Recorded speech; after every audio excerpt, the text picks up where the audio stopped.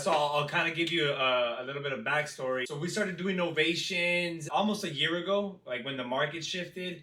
Everybody was doing them. I started learning about them, in October of 2022. And then when the market shifted last year in 2003, everybody kept doing them, putting them on the market. And so that to me was like the innovation, putting them on the market. So then I remember doing my first one in a town called Milledgeville, just like the middle of nowhere. We had jumped on a couple of courses, started figuring out how to do them. I think the most important thing for us is kind of pitching the novation, because I was always worried that a seller would get upset once they seen their house on the market, right? So I would always wonder, how are people putting these properties on the market, without them getting upset? We kind of got over that now. So there's multiple ways to look at an ovation, honestly, in my opinion. There's like the most old traditional way, the one that kind of everybody knows about, I think, where you pretty much partner up with the homeowner and you do almost a rehab, but you don't close on the property, and you put maybe $20,000, $30,000 to fix it up, and then you put it on the market and then you sell it. The way that we do it is we try to do as little to no work as possible. Like maybe a cleanup, maximum $5,000 in work. We have put up to maybe $10,000 in work on the property. Ideally, we try to give concessions on the property at closing. The technical way that I know novation is where you're gonna sell it really to a conventional buyer that's gonna use conventional financing, whether it's going to be somebody that comes in with like FHA, a VA loan, or just a conventional loan. But really, the way that I kind of recognize novation now is just the ability to put the house on the MLS, on the market, because even wholesale deals, we still put them on market, and it's a wholesale deal. We'll end up selling it to like a cash buyer sometimes, but it's kind of like a novation just because we had the ability to sell it to a cash buyer on the market. It's just like another exit strategy, right? Main way of doing it, the number one way, is when you sell it to a conventional buyer. Because, for example, like there's one that we did in Miami recently, and our cash offer had to be like around 320,000. We ran our numbers. So if we put it under contract for 320,000, we could sell it to a cash buyer probably for 340,000, right? Make like a $20,000 spread. But we were able to run the numbers, and the way that you run the numbers with novations is you're trying to see what other properties are selling for as is. So you're trying to target like somebody who's just gonna buy it for themselves. That's the way that we do it. A cash buyer has to be around 340, where we get it for 320, we sell it to them for 340. Conventional buyer, somebody who's gonna buy it for themselves, can pay up to 410 maybe, right? Because they're gonna keep it for themselves. They're not trying to get it at a discount. They're trying to get it at 410 as is, because for a property like that, the ARV was probably 500, I think, 480, 490. So it's not ARV, but it's as is, right? What's the property worth in its as is condition? So that's the way that we typically underwrite these novations. What can the property sell for as is? So we just got another one locked up 2 days ago. He's probably gonna sell for maybe 200, I think, on the market. This is in Alabama. We came in at around like 140. That gives us enough spread. A cash buyer really would have to come in like around 125. So we would have to be maybe like at 105, a lot lower. So like I mentioned, in terms of the marketing strategy of having the ability to put the property on the MLS, it could still work for something that is not financeable as well. Like we did one in this rural town called Camden, Tennessee. So for us, since we're doing the nationwide PPC, it also works for areas that are kind of rural, for like a property that's not going to be financeable. Like this property in Camden, we got it locked up for maybe like $10,000. As is cash, it was only worth 30. We slapped it on the MLS in the market. We put it on Investor Lift. There's no buyers like on Investor Lift. Like Investor Lift for us works more for areas, populated areas. We ended up putting it on the market for 30,000, and I think we made like $15,000 on it. We were thinking in our mind, like, how much will they sell for as is on the market? So it's kind of like a wholesale, because we already knew that the place was messed up. We knew, all right, other cash deals are selling for like 30, but we knew that our main marketing strategy was putting it on the market. It was kind of like a wholesale, but with the clause in our contract, with the AIF in the contract, knowing that putting it on the market, that's where all the local buyers are buying deals. It depends now. The attorney in fact, AIF, attorney in fact, it's like a smaller version of a limited power of attorney. We were using that one all the time, and then we were working with a title company that was now requiring the limited power of attorney. So for a while, we were like, we got to get a power of attorney signed. But then we started rolling it out. The sellers were very accepting of it. So we were using the limited power of attorney on all of our deals. But then we started dealing with some other title companies that did not need the limited power of attorney. So some of the title companies that we work with are okay by just having the attorney in fact. So it's just like a smaller version of the limited power of attorney. We put that one in all of our purchase agreements because that one, it doesn't need to be notarized. It also helps us establish credibility with the realtors and with some title companies. That's really enough. We still use the limited power of attorney now, but typically we only use those in attorney states like North Carolina or South Carolina, because the attorney in fact, since it's a DocuSign, they don't really buy it anymore. We read them through the agreement. So we have the 2-page agreement. We have like the regular one, 2-page contract. In our contract, in that one in the bottom, it says like other agreements, and we include language in there like the novation language, the option to list it on the MLS, and then we have the AIF, the authorization to sign listing docs and offers. When we read them through it, we just paraphrase it and just tell them like, hey, this other document right here, as I mentioned, every once in a while,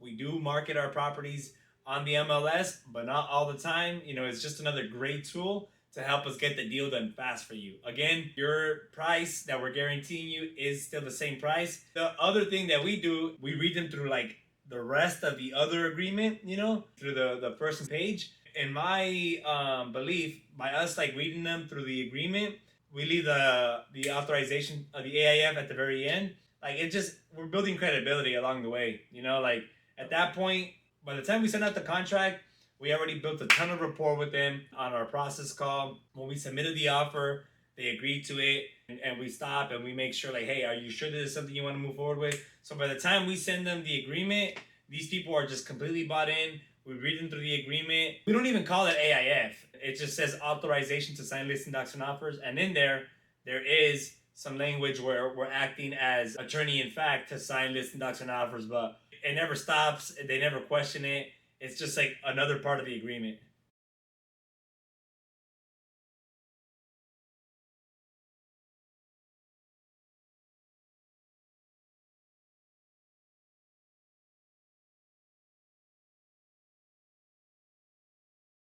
Well, we still do have the novation and indemnification agreement, which is separate. We have a clause in our purchase agreement that says that we have the option to novate it, but we actually have the actual novation and indemnification agreement that's separate, and we don't send them that until we get the original purchase contract and until we get the AIF signed. We send that after. Other wholesalers like to include it up front because it just kind of makes it easier, but we just have our transaction coordinator send it right after. It's part of the transaction coordination process. So on the front end, if it's a regular novation, we're talking about maybe, let's call it types of contracts. We're calling it the purchase agreement, the regular purchase agreement. And then we're also calling the attorney in fact, which is also known as authorization to sign listing docs and offers. The third and fourth is the limited power of attorney, which we don't use all the time now. It's on a case-by-case basis.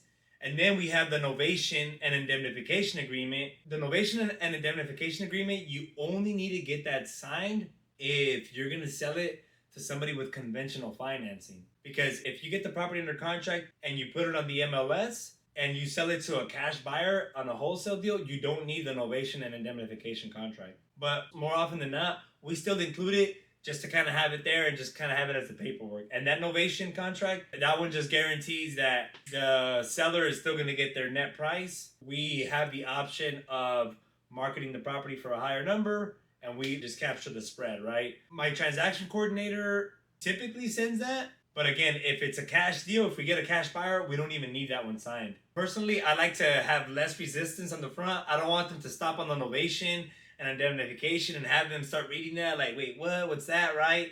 To some people, it works, and I'm sure we could make it work. Like, I know we won't have an issue with it. We just like less resistance on the front end. And we also send out like a seller package, like a disclosure, like something that we made up on our own. We add the novation document in there.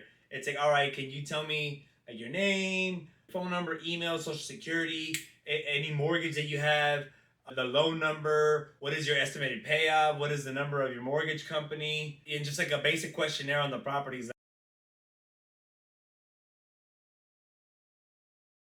We do use agents to list our properties, but I mean, the only time that we could get a novation from an agent is if it's typically off market, like if the agent brings it to us and it's not on the market. Because if it's already on the market, really what would have to happen, which we've never done, is the agent would have to take it off the market. We would then have to put it on the market. We typically pay them like the full commission, 5 to 6% between both sides. I catch my dispo manager negotiating 5 on all of our deals. If we think we're gonna hire a realtor, we factor in the 6%. So when we run our numbers, factoring in that we have to pay that. If we don't have to pay that, then that's just a plus for us. But we factor in the percentage that we do, and if the deal works like that, then the number works. We typically hire realtors on properties that are occupied, or if it's just like a sweet deal that just requires like extra boots on the ground. If it's vacant, then we'll probably just put it on the flat fee. The thing too with like the novations is I like the hidden opportunities when you underwrite the deal as a novation, because like we had this one in Waverly Hall, Georgia, and we recently closed on it. We underwrote it as a cash deal. We submitted our cash offer. The cash offer was like 150 or 130, I think, and she denied it.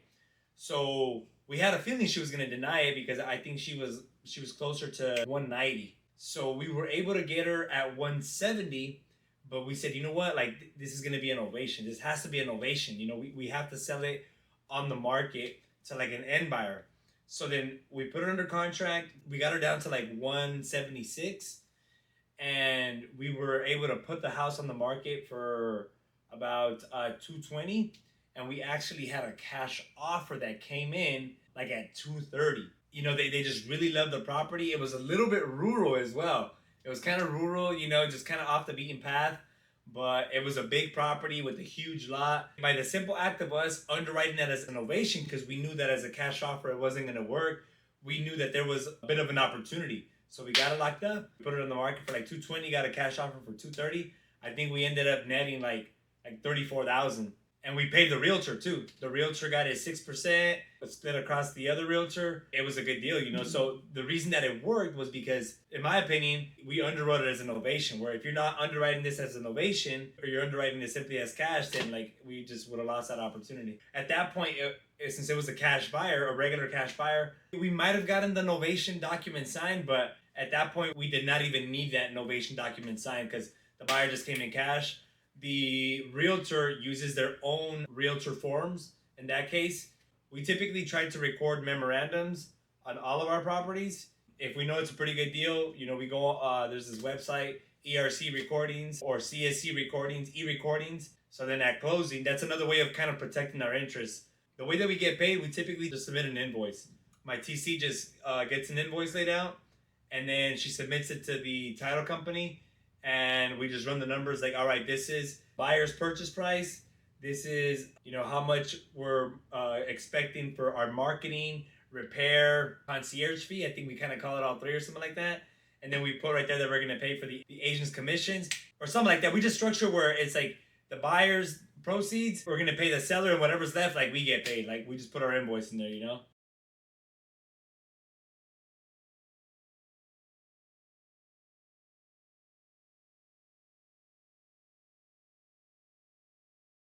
No, I've never structured a seller finance where you actually close on it and you flip it. We have done some of these on Novation. We kind of get carried away with the repairs, not because we really wanted to, but because sometimes once we line up the end buyer, like they say, you know what, I'm willing to submit this offer, but I kind of want that thing fixed in the roof or whatever it is. So We try to just give a concession so we don't have to repair it ourselves. We have, like, we say, you know what, like, this is a pretty good deal. Let's just get somebody out there to go fix it up, which is just kind of like the old Novation way of doing things.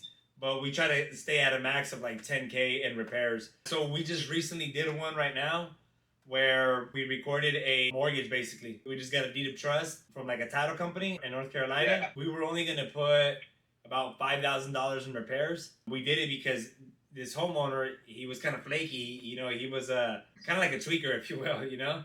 So we didn't know if we could trust him, and we put a $20,000 lien on the property. So at closing, he had to pay out that lien. So if you guys are gonna do a more heavy novation, where you're gonna put more money into it, then I would suggest you get a deed of trust and you just record it with the title company.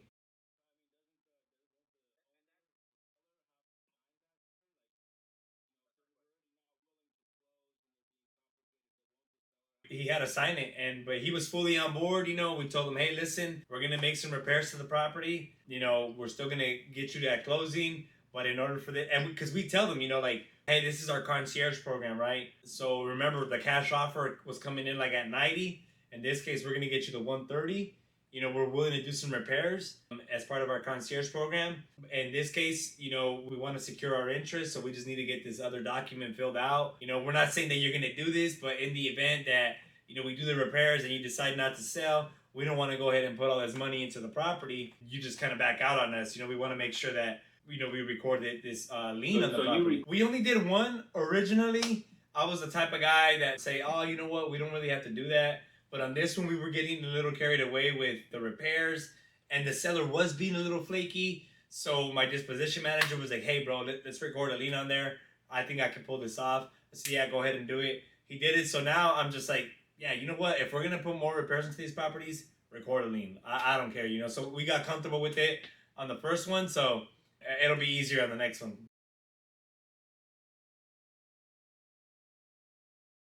We just do it on the invoice at the end. We don't really tell the title company, oh, we did this many repairs. We're just capturing the spread between what it's for, what it's going to be sold for, and what we have it under contract for. So the more repairs that you put into it, the lower that your spread becomes. But it's not like you can really tell the title company, like, oh, I want my repairs. No, it's more like, all right, I'm selling it for 300, paying the agent.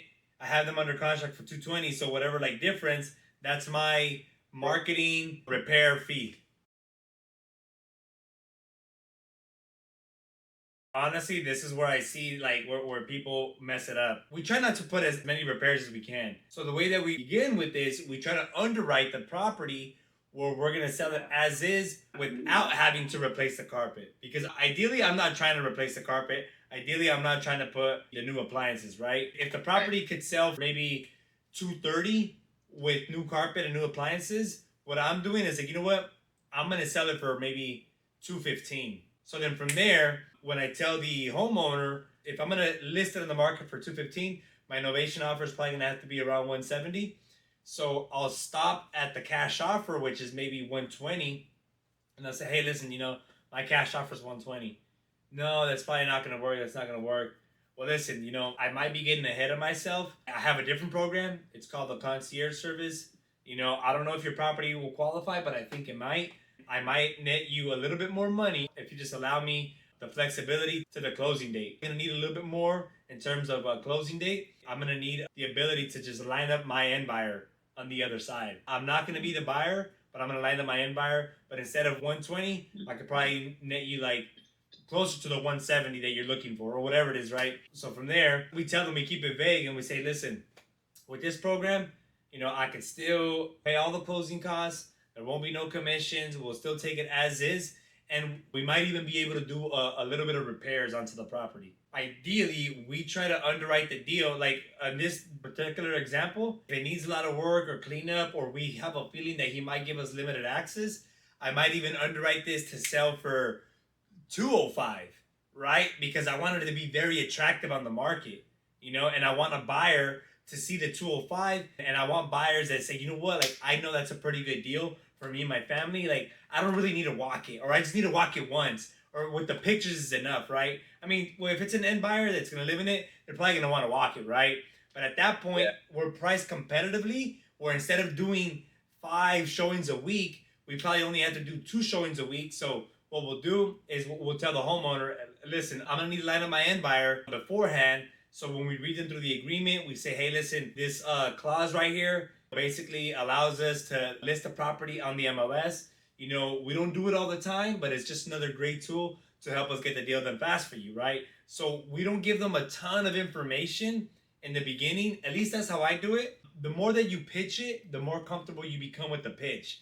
But this is where I see that people can mess it up frequently, because if you're not very good with the pitch on the closing, you might mess it up because you over explain it. You tell them like everything. Oh yeah, I'm gonna have like 5 walkthroughs per week, and I'm gonna need everybody and their mom to walk the property.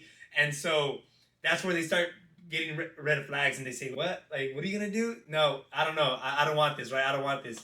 So we like to just kind of sell them on the result. Hey, listen, I'm still gonna get you that 170 that you want. I still pay for everything. I do need a little bit more access, right? To line up my end buyer, to line up my team in there. If you want the quick cash offer, like no showings, little to no showings, I gotta be at 130, right? But if the 170 is important to you, then I will need a little bit more access. And if it's somebody that's like that with their dog and their children and all that stuff, then what am I gonna do? I'm gonna try to line up everything in the beginning with professional photos, maybe a 3D Matterport, maybe even an inspection to get everything, get all the data, all the pictures beforehand, have it on the table. I'm gonna hire a rock star realtor, and I'm gonna tell the realtor, hey, I'm gonna tell her my pitch. This is the situation. I got this seller right here, and again, I'm gonna try to price it competitively, and I'm gonna say this is a unique situation where we have authorization to put the property on the market. From there, I need you to price this property competitively. I only want you to work with serious buyers, not curious buyers. Boom. We put the house in the market with the 3D Matterport, with the pictures, with whatever it is. So that way, we front load everything and we get a buyer. We might not include the inspection on like the listing, probably just like the Matterport or like the ton of pictures. When they see it, they know at 205, it's a deal. And instead of having 5 walkthroughs per week, we're only having like 2 per week. Just depends. I think once you start doing it a lot more, you're gonna find that some of these sellers are kind of cooperative. We've had sellers where they see the property listed on the market and they even cleaned it up themselves. They cleaned it up themselves. They took everything. They were very proactive because they just wanted to get paid, right? But then we have had some other sellers that say, hey, listen, my wife is like sick, she's overweight or whatever. Like, I want little to no walkthroughs, and we have had to give them maybe like a $100 gift card to like Outback Steakhouse or something. Hey, listen, we need to show the property. So at that point, we set clear expectations with the realtor, and we do all the walkthroughs there, right? It's like, hey, listen, I'm gonna hook you up. Go have a nice dinner for an hour. Get yourself some coffee. You come back like we're out of your hair. And we've had to do that a couple times. And then like we thought we had a buyer, and kind of had to do the same thing again. Hey, listen, bro, I know I told you that it was going to be limited access, but we're getting this going. At the point they see their property listed on the market, we treat them with respect the entire process. We check in with them, give them all the paperwork. They see that we're genuinely working the deal. We say, hey, listen, can I bother you again? Maybe like a $75 gift card or whatever it is, so that they can give us access to the property.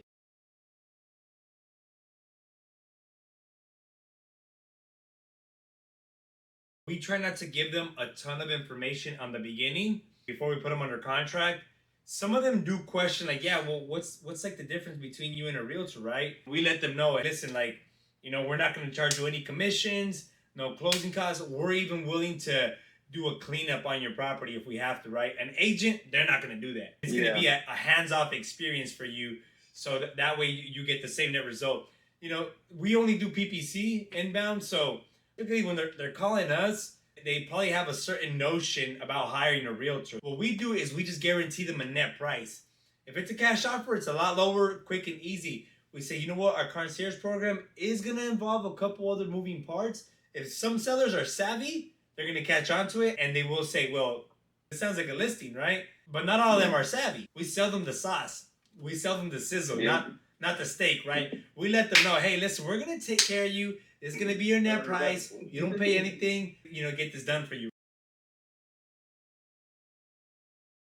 I like to believe that the way that we handle it, it's a teamwork between acquisition and dispo, right? Because like on the acquisition side, we get the contract locked up, give them just enough information. We're giving them the result. Boom, we pass it over to Dispo. My Dispo guy's responsibility to, if something like that happens, then, he has to remind them, like, hey, listen, this is our concierge service. Remember, we did tell you on the agreement that this is us having the ability to market it to our end buyer. If you wanted the cash offer, remember, it was a lot lower. With us listing on the market, it allows us to market it to our network. We tell them sometimes, like, remember, a number that you're going to get is going to be a net result, but this higher number that you're seeing, we still have to pay all the closing costs, all the realtor fees, commissions, any potential concessions. I think my Dispo guy sometimes even says that sometimes that extra upmark might be like any repairs that we're factoring into the property. You just kind of got to explain to them, like, hey, listen, like, this is the alternative of you getting that higher offer number. And the way that we get paid, we just get paid directly from them. So we are going to make some money, but it's going to come from them.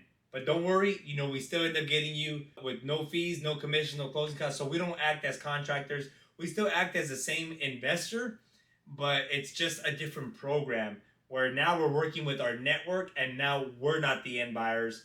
And our network, it works for them. This is what we tell them, is we're good at sourcing deals, sales and marketing. Our network, our buyers, they're not as good with all that heavy legwork. So it's a deal that works to them at a higher price, but it just doesn't work for us. That's a good way to explain. Okay. Yeah. Makes sense. Thank you, Omar. And we tell them, like, essentially, it's still the same net result. At the end of the day, we'll just go ahead and we'll sell them our contract to them, and they get us paid, and then we'll get you paid. And the pitch just becomes more comfortable. We've had sellers that do get a little nervous, or they say, hey, why is that on the market? And we have the other sellers that are very welcoming. They let the realtor go. They let them put the for sale sign in front of the yard. So, like, we have, like, an agent representing us. It's just like we're providing a service, right? It's like we know how to work deal, but we don't act as contractors. We don't try to guarantee them a ton of repairs. We say, hey, listen, we will do some repairs or cleanup. And they typically see that, right? Because the realtor might come in and they might say, oh, okay. Sometimes it's even hard pitching the realtors, but my Dispo guy, he has a pitch dialed in. Sometimes he has to go through like 2 or 3 realtors where he lets them know, like, hey, listen, we have the ability to buy this property ourselves if we want to. However, we have a different alternative, or sometimes the homeowner is going through a unique situation where they don't want to deal with any of this stuff. So they give us an attorney in fact. We guarantee them a net price. We go ahead and we market the property for a higher price, and we just collect whatever spread. We'll go ahead and pay you your original commission. This is going to be the easiest listing you've ever dealt with. And then sometimes some of them might be like, I don't know, that sounds a little weird. He's got the pitch dialed in now that, like, he always gets realtors, like, real quick. From there, the realtor will go over there with the seller. The realtor just kind of acts as, like, our representative. We tell them, like, hey, listen, we got our team member that's going to go see the property. Are you going to be available? And it's really a realtor. So the realtor goes over there, looks at the property. The realtor gives us feedback. And we say, hey, how much do you think you can list it for? I think as is, it'll sell for maybe $205. But if you clean it up a little bit, you can probably sell it for $215. And we typically try to tell the realtor, you know what? I want you to price this competitively where it sells like fast, like faster than anything else, we just had a seller that called us like 2 days ago. I think he seen that we were listening. He's like, well, what are you guys doing? Are you guys really gonna buy it? How do I know that you guys are gonna close on the property? Like, I really need certainty that you guys are gonna close. I need to move to that next place or whatever. But that's why we try to underwrite the property very well and conservatively beforehand, because we got to guarantee them. We say, hey, listen, man, this is gonna like work. Like, I know that we're gonna line up our end buyers, but I need you to like remember that you're with a professional company. This is gonna work, right? Like, so you want to make sure that you're not underwriting where you can think you can sell the property for $240 when really it's only gonna sell for like $215, $205, right?